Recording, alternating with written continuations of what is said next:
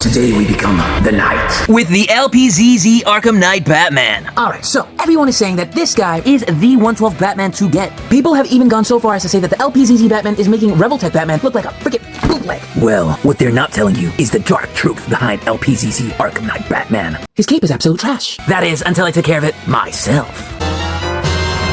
Because when making such a beautiful figure, how are you going to decide to give him such a garbage cape? Not this, of course. This is perfect. I'm just kidding. I'm not going to sit here and tell you that it's completely flawless and it's probably the best thing that ever happened to any Batman figure. Except that it is. No, in all reality, there definitely are mistakes that I have made. For one, I only used fabric glue. I did not stitch a single thing, though that is still an option. And two, there is a lot of glue inside of this guy to hold down the wiring that I added. And I'm sure that the inside looks completely grotesque, but trust me that the figure is perfectly fine. The white is just vapor residue from the crazy glue, which wipes off perfectly fine.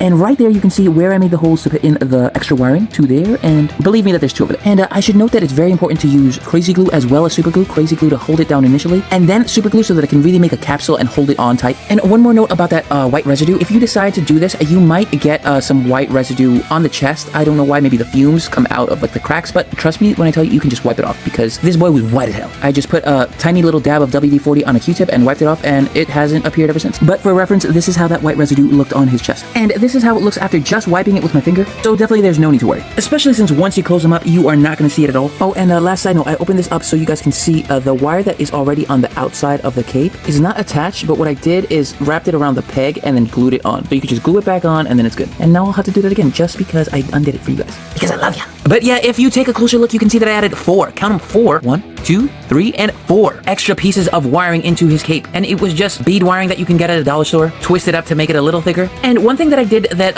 they decided to do the opposite of was putting the wiring underneath the cape, as you can see. Here I am once again studying the wings of a bat. That's me hinting for you to go watch the Batman Beyond review. And as you can see, they did it on the first one on the very top, but then aside from the ones on the outside, every single other one that they did was done from the top and sewn on the inside of the cape. Now, as you can see, the ones on the top, like this one and this one, are ones that I did. And I think that they make the cape look much better, both splayed out and drooping down. Now, LPZZ, I'm not saying that you made a terrible figure. I'm just saying you made a terrible choice when it comes to the cape anyways. Do better. But, yeah, tell me what you guys think in the comments below. Did I do a decent job? Does it look absolutely disgusting? And, if you want any pointers, let me know.